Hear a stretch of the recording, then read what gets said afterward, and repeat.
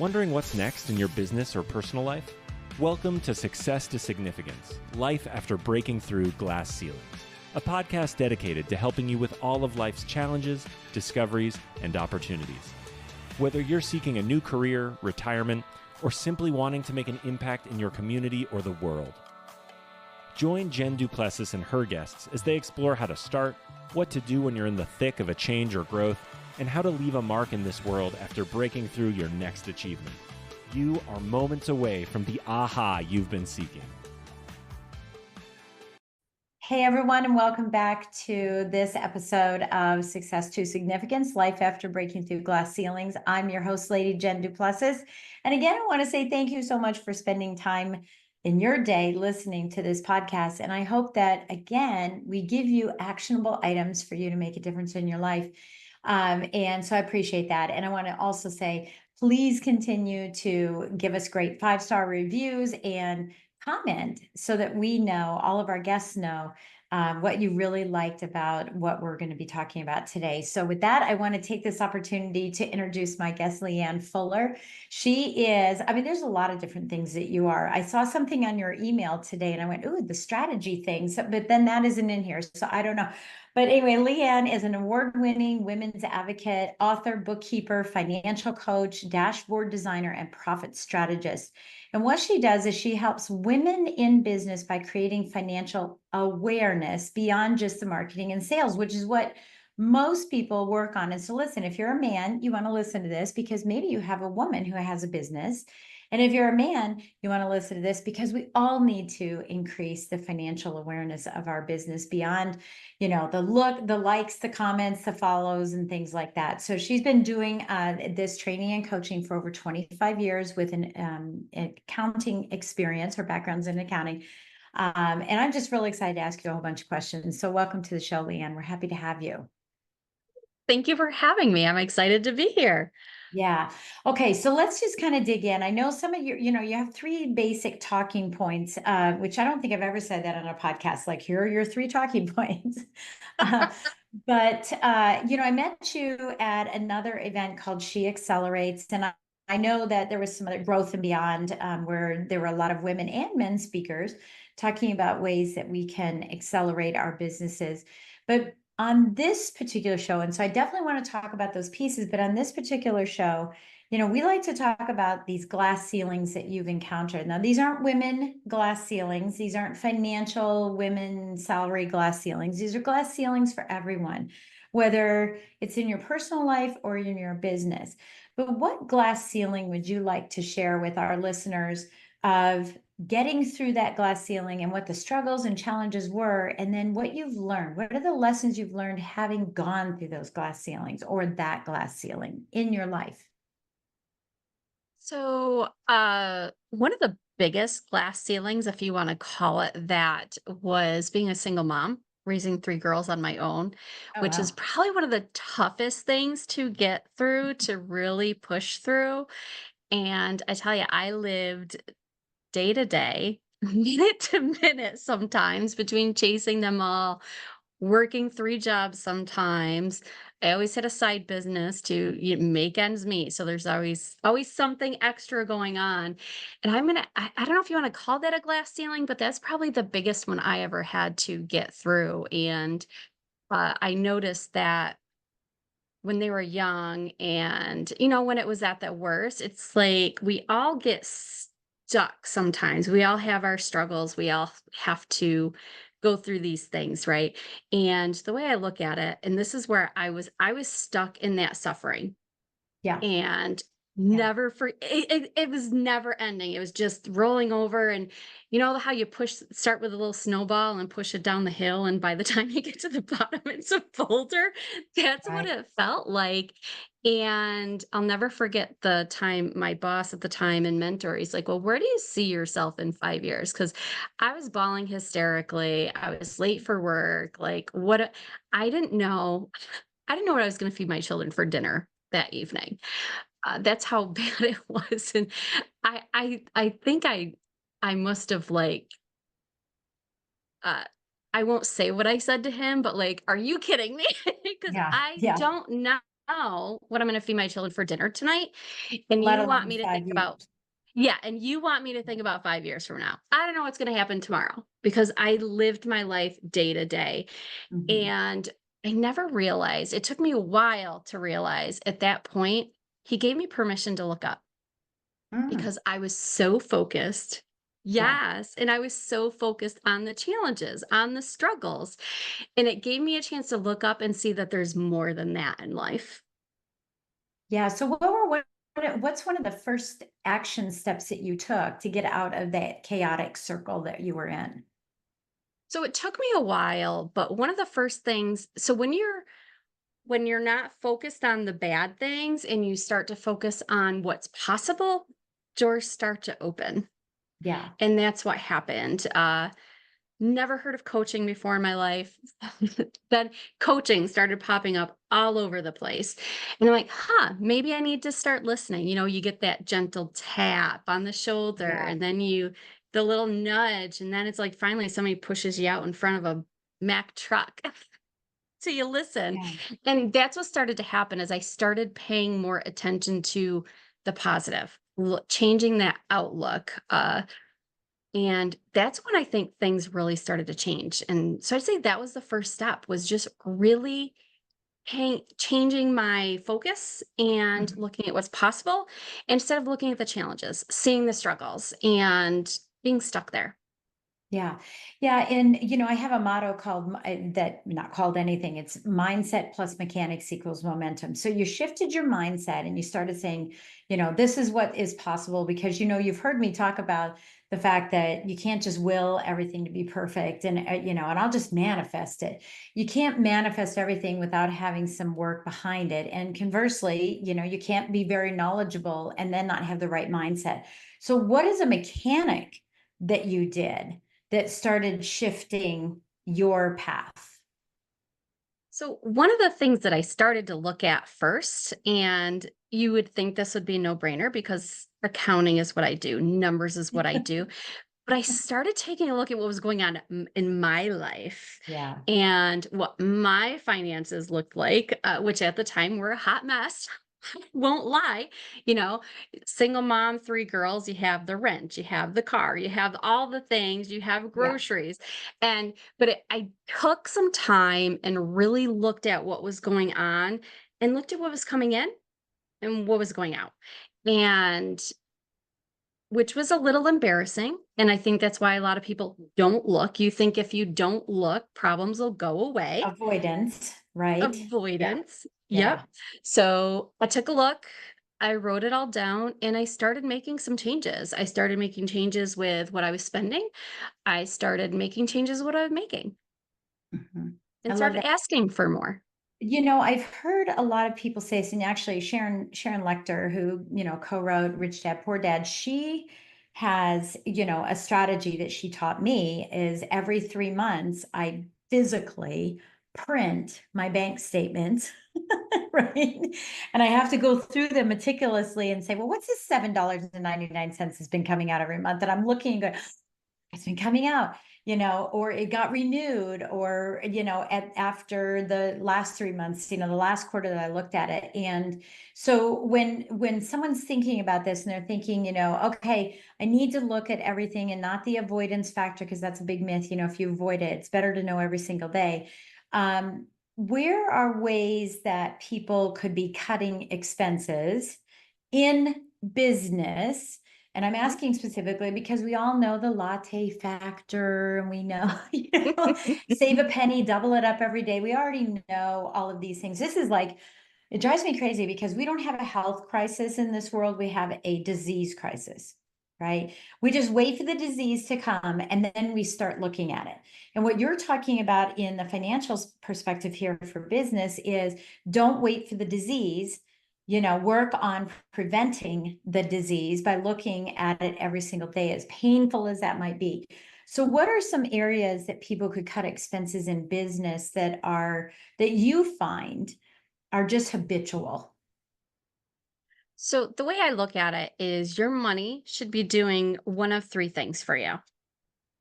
It should be making you more money. which, for example, your advertising and your marketing. Look Mhm. at that. If it's not creating more money for you, you should cut it. You should be paying attention to those things. Don't blindly run ads and think that if they're bad, they're going to change. They're probably not. You need to be paying attention to those things on a regular basis. So it should be making you money. It should be freeing up your time so you Mhm. can make more money, Mhm. or you should be investing it in your business, in your skills, in in coaching programs, whatever you can invest in to improve your business and improve your skills and the quality of your services. So whatever you're spending should be looking at those three things. So hey, like you said, print out your bank statements, look at your profit and loss. You need to know these things. You need to look at these things because things creep up on you if you're not paying attention. So look at them on a regular basis. You should look at them monthly and look for those things. And if it's not doing one of those three things, you should cut it. And don't be Yeah. afraid to cut it. Yeah. And a And couple I other think that's a things that I challenge. Don't you what's think that that? that's a challenge? I think that's a challenge for people. There's two pieces that you put in there, about investing in yourself and afraid to cut. And I'm repeating those because I want to make sure you help me remember them here in a few minutes. Um, but or being afraid to cut is a hard thing. And I deal with that with teams all the time, but investing in yourself and in coaching and whatnot. I have met so many people, and I'm pointing to myself if you're not listening or watching this video, if you're just listening, I'm pointing to myself. I have met so many people that have spent hundreds of thousands of dollars on coaching, and the event that you and I were just on, right? And you're pointing to yourself. The event that you and I were just on, one of the questions that was asked of me is, what do you think is the biggest problem with people that are starting business? And then they asked about the, scaling, and I won't talk about that, but it's the sequencing, right? The sequencing of what we purchase and what coaching we think we need. We run across somebody who's speaking on stage or even on a podcast like this, and everybody's like, I need that too, and I need this, and I need this. And so we just, the credit card goes out, and all of a sudden our credit card monthly minimum payment exceeds the income that's coming in. Right. And we're like, but we're learning. And sometimes we have lessons learned, wrong coach, wrong time, didn't work, whatever happened. So I want you to speak to that, and then we'll come back and we'll speak to the fear of letting go. So I have learned a lot of valuable, expensive lessons. It's that whole shiny thing syndrome, right? The I next know. big thing comes along and it's exciting and you want in on it. Here, you have to really look at what is the proven return on investment. Is there one? Like, and the thing about this is, and this is what I learned, even the last coaching program I signed on for, I said no over and Mhm. over and over again because it Mhm. was a DIY type of coaching program. And I've learned that valuable lesson that I can't DIY. So you have Right. to know yourself enough to know if something is going to work because we learn a lot. We take in a lot. We get information overload, but then we don't implement Yeah. because we become so overwhelmed. So sometimes you have to learn to say no, take what you already have and ask yourself, what do I already have in my toolbox? What do I already know that I can start implementing right now so that this program may not be a right now, but in the future? And then you can later on afford the program. You will Yeah. be in that better place for it. And listen, hurry, it's not going to last long. We'll come back. One of the things that I started doing for myself was, and depending on the level of the program, because there's, really high end programs and there's lesser end that maybe I just want some Instagram help, right? Right. Some things. Yeah. Um, but one of the things that I've learned is that I don't take on a new program unless the past program that I purchased has already made me $50,000 or $100,000. So once I've made $50,000 or $100,000, depending on the program, additional money, then I will invest in a new program. Until then, haven't done it, won't listen to the, oh, that's all fun and dandy and all that good stuff. I know it's going to be there at a later point. What's your take on that? for So ROI? Yeah. so return on investment, well, I'll tell you, the last program, I haven't been to the point where making back exactly what I spent on programs, or made 50,000 or $100,000, because it wasn't always the return on investment wasn't always in dollars. A lot of Right. times it was in lessons learned, it was in connections. So you have those other pieces to take into effect as well.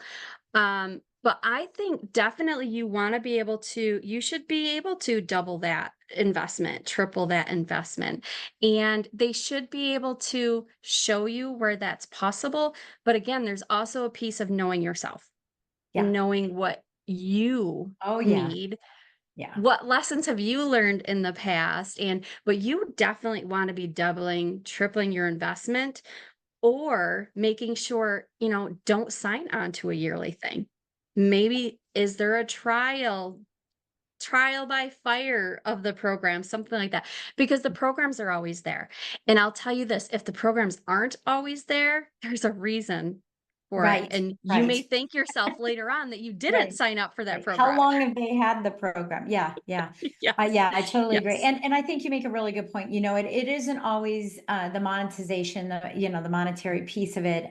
Like I said, there are lower programs, like I'm doing an iPhone one right now that I paid for, but that's so I can have better quality pictures. And that's, less tangible.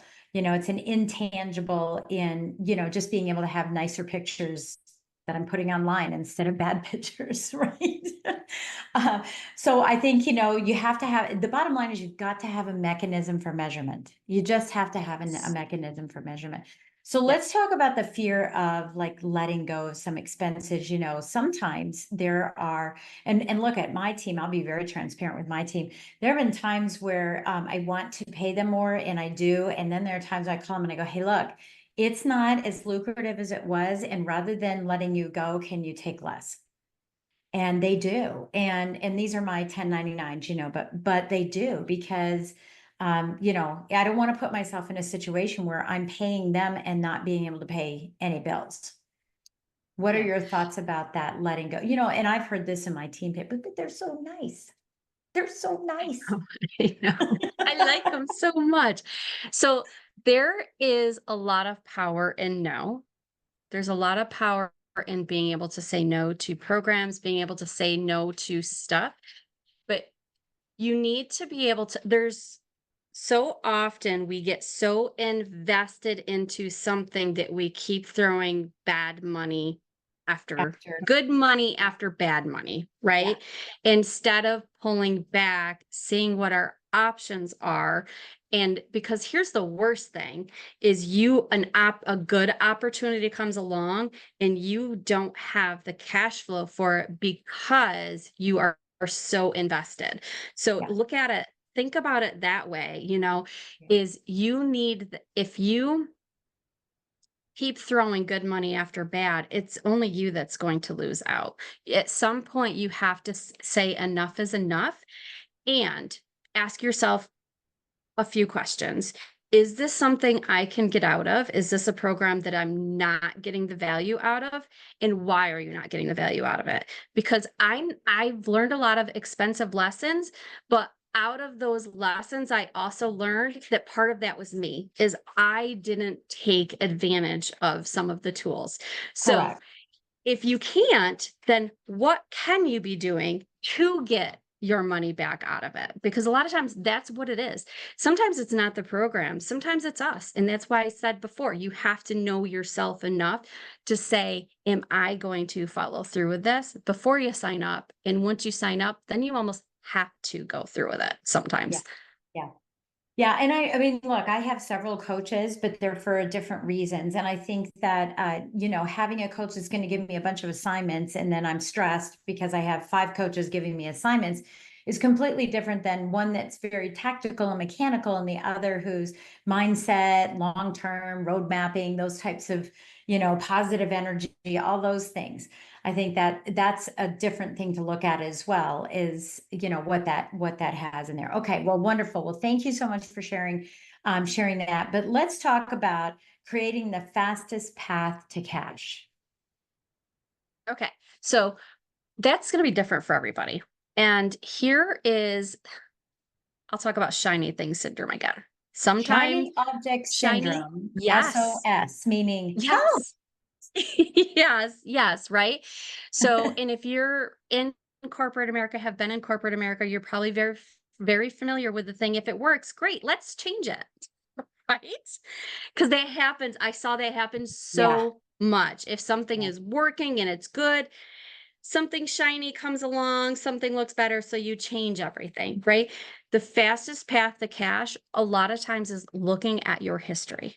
What is working for you? We get caught up on what's not working. Look at right. what is working, and then look at, so do an audit of what you have going on. Do an audit of your current clients. Do an audit of where you got them. Do more of that while you're building other things.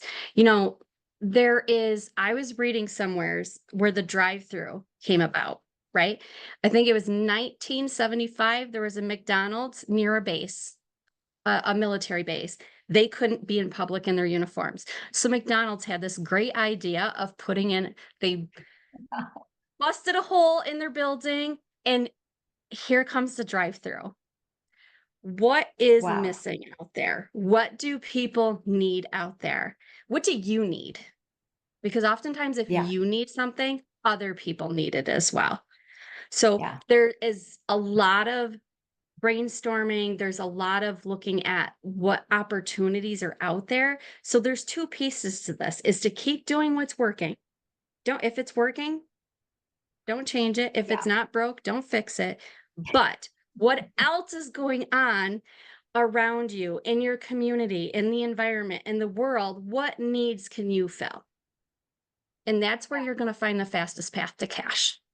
Yeah, that's interesting. Now, do you help people with identifying that, or is that something a DIY? No, I actually do help people. That's part of the strategy, right? Yeah, yeah, That's part of that strategy piece that I do, is helping people do both, looking at what's happening, looking at the history of your business, looking at the goals, and how do you bridge that gap? yeah, And a yeah. lot I of think that that's gap beautiful. is sometimes it's So, pricing.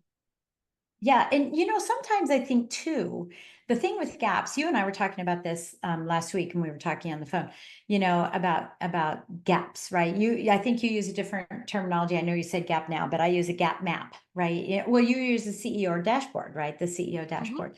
Yep. And I do a gap map. But sometimes one of the things that I think people have to understand, is two parts to this, and I'd like your take on this. There's the gap of, let's just use 0 being I don't have anything, all the way to 10 and I should be. So let's take social media. I don't have social media at all. I don't even have a page. I don't have any of that. And this guy has, 40 million followers, right? And we look at the 0 to 10 and we say, well, I'm a 0 and it's impossible to get to 40 million people. One of the challenges is, maybe you don't want 40 million. Maybe you need to be a 3, and looking at the baby steps that need to get there. That's number one, right? Is not measuring yourself against other people, but measuring Yep. yourself against what you want to accomplish in a variety of the modalities in your business, like systems and relationships and technology and marketing and all that. Then the second part of it is, sometimes people will use the same example, are they're 3 and they want to be a 7, and they think that the spread is too big. So I'll just focus on the thing that is a 5 and wants to be a 6. When the 5 to 6 will not give you the biggest bang for your buck. Right? So instead, I'll focus on the fun thing, the social media in this example, instead of the thing that really would make an impact. And it's only one step, but oh, it hurts to do it. It's hard to do. What are some thoughts about how we can break through those barriers that are keeping and preventing us from doing what is hard? So I will say this, that person that's at 40 million people followers, they were a 0 at some point. Yes, they were. They were a 0. So remember that they were a 0. And the other Mhm. thing I will say to that, yes, they have 40 million followers, whatever, but how much money are they making off from them 40 million followers? So you're not Mhm. in business for followers. So, and I think there's a disconnect there where we think the more followers, the more likes, the more engagement, the more money. Engagement doesn't pay your bills. Yeah. Or might. So, It what might, but they the might, thing is, they for might, that person who has 40 million might be making a whole bunch of money. But I they think, might. this is the comparison is the thief of joy that I always talk about, Mm, because it is. But I'm specifically asking here, LeaAnn, is it's sort of like the shrugging of the shoulders, like, well, I can never achieve that because it's such a big gap. mm, Whether it's social media or whether it's relationships, the number of clients, let's say someone has 10 clients and they want 100 clients and they think it's too big. It's too big. So instead, I'm going to go play with the thing that only has to move a little bit, but this one thing maybe won't have the impact. Maybe it will. But how do you discern those differences? So it's kind of like standing at the bottom of a mountain. How do you climb a mountain? You Yeah, you take it don't go straight up. one step at a time, Right. and you're gonna look for you're gonna look it's do you take the easy step or you take the big step that's gonna get you there further a little bit faster, Mm-hmm. right? It's kind of It's the more same risky. thing, Yeah, and it could you be know. more risky. It I think there's a lot of things, or it could not. It Right, depends, right? I think right. it depends, and I think this is why everyone needs what you're offering, which is a CEO dashboard, right? An Mhm. opportunity to look at all of these aspects and say, do I need that app? Those hundreds of apps I now have on my iPhone or my Android, and I've accumulated over time, but I forgot I even had them. Do Yeah. I really need them? When was the last time I used it? What's the ROI on it? Is it really benefiting me, or is it once in a while? Because I could download it once in a while for 7 Yeah. days. Yeah. So it basically with this dashboard, it's those stepping stones, right? It's Mhm. part of that stepping stone. And really it's a good sound decision. It's a good step because it takes all the moving parts, right? Every platform, app, system that you're using probably has some sort of dashboard on it. So everybody here has probably heard of a dashboard. Do they use Absolutely. them? Maybe not. But so what this does is it takes all the moving pieces in your business. It takes the financial, it takes the marketing and sales, it takes the systems, it takes the team and what's going on in your business and it puts it all in one place. So that way you can leverage all of the patterns and then you know the right steps to take. You can you can make the decisions through data, not drama. Takes the drama right out of decision making because Right. you will have Yeah. solid information to base those decisions on, to know where your money is better spent and get a feel of what the return on investment is instead of the way the way I look at it, when I was a kid, we used to throw spaghetti at the wall to tell if it was done. So this is the way of you don't have to throw spaghetti at the wall anymore. You have the information in front of you that's going to tell you if it's done, if it's the right decision, if you're ready for it. What are those blocks in your business right now? What is keeping you from going to that next step? You can go to this dashboard, we go through a process, and then you can identify the best way to get over that hurdle You and know, take advantage of opportunities.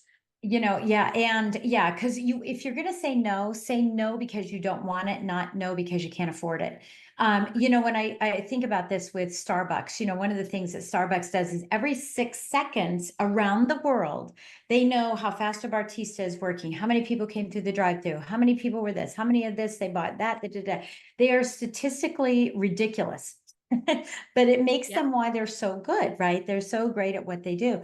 And yet here we are, business people. There's no difference between us and Starbucks. We are a business. We need to function as a business, and we have to do our KPIs and our metrics and our measuring and tracking just like a regular business. And I think that's the number one reason why it's so important. But why women? Why do you work with women? And I know you said, oh, I've had a few, men clients and stuff, but look, we have to focus on something and we have to be intentional. Why did you decide that women were the people you're going to focus on? Is it because we aren't focused and men are? Is it because there's more of a heartfelt, empathetic approach to this? Why just women? I work with women, number one, because I want to help women. I want to see women succeed. And there's Mm. not enough people out there that are cheering us on, supporting us, pushing us Yeah. to that next level. Not enough of us are six-figure earners, seven-figure earners. And Mhm. I think it's what, 1 or 2% earn $1 million in their life. And maybe 1% does it 2 years in a row, something like that. So I want to see more of us successful and make it within reach Yeah. and accessible because not enough people are doing it. Why not us? Yeah. Why aren't we I doing this? love the And within reach. Yeah, within reach, because I do feel that a lot of women that I speak with don't feel like it's within reach. And I think there's some worthiness and gosh only knows. I mean, this is, when you cry when you're a little girl, it's like you're okay or you're okay. And when the boy cries, it's like butter up, or sucker up buttercup or whatever that word is. throw It's some dirt on it. yeah, yeah, you're a boy. No, boys don't cry, right? And I think that unintentionally that has, and it continues because I still do it with my grandkids. It's I go to and like suck it up, buddy. But I don't think that it's intentional, but I think unintentionally what we've done is allowed for us to be softer. Yeah. To not stand up for ourselves, to not increase our prices because we're afraid everybody's gonna, ooh, what are they gonna think? They're gonna think you increase your prices. That's the bottom line. And we just get Men wrapped up. men are encouraged to go for it. Yeah, Women are not. yeah. Men do great and they get a pat on the back.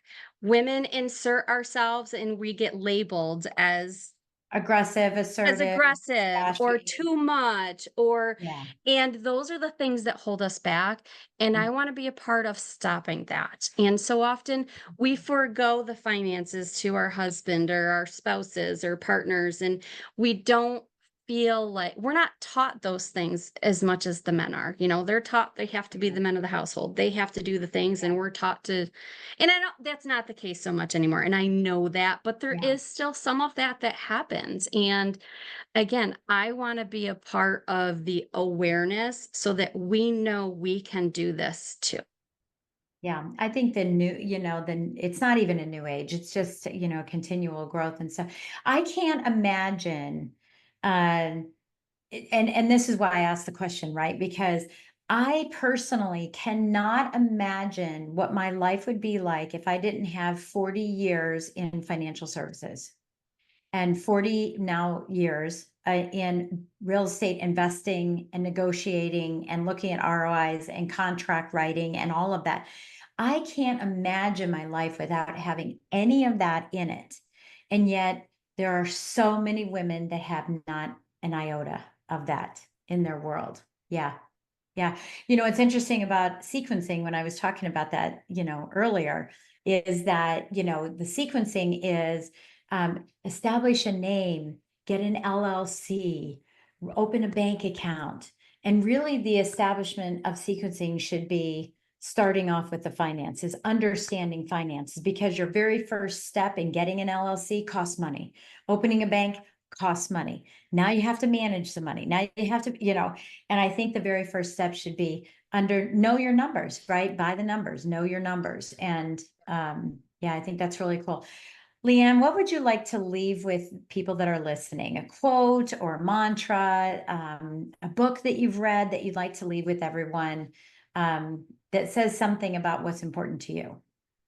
So I would like to leave with the fact that, and this goes back to my story in the beginning, this goes back to why I do this, raising my three girls, is that wherever you are right now is temporary. Mhm. and failure is not forever. So don't be afraid to fail. Don't be afraid to take risk because you will come back stronger. And that's the other reason I'm doing this for women is I want my kids to see that the struggles are not forever. What you're going through today Mhm. will not Yeah. be your struggles of tomorrow. And you need to kind of push forward and take action because with no action, you'll be exactly where you are a week, a month, a year from now. Yeah. Yeah. I used to say, stop talking, take action, get results. Right? Yep, That's about it. I love that. Well, LeaAnn, absolutely. we have links for everybody so that they can get in touch with you. They can find out more about your company. And I know you're all over social media. So I just want to say thank you so much for sharing your wisdom with us today. I learned some great things. I always do. I always learn something. I learned something when we had a phone call last week. I learned something when I listened to your presentation on the She Accelerates. And I learned something when I met you when we had our speaker meeting. So you're just a wealth of knowledge, and I love the reiteration and understanding of know where you are, and that's one of the secrets to being in business is know where you are. So Yep. thank you for being with us today. We appreciate it. Well, thank you for having me. I'm glad to be here. You've been listening to Success to Significance with Jen Duplessis, the #1 podcast for people wanting to give more value and make an impact. Loved this episode? Be sure to subscribe right now at www.jenduplessis.com/S2S for more stories, strategies, and thoughts to help you gain significance and success. And if you like what we're doing, don't forget to give us a rating and review so we can continue to bring you the best content possible. Join us next week for another breakthrough episode. Thank you for listening.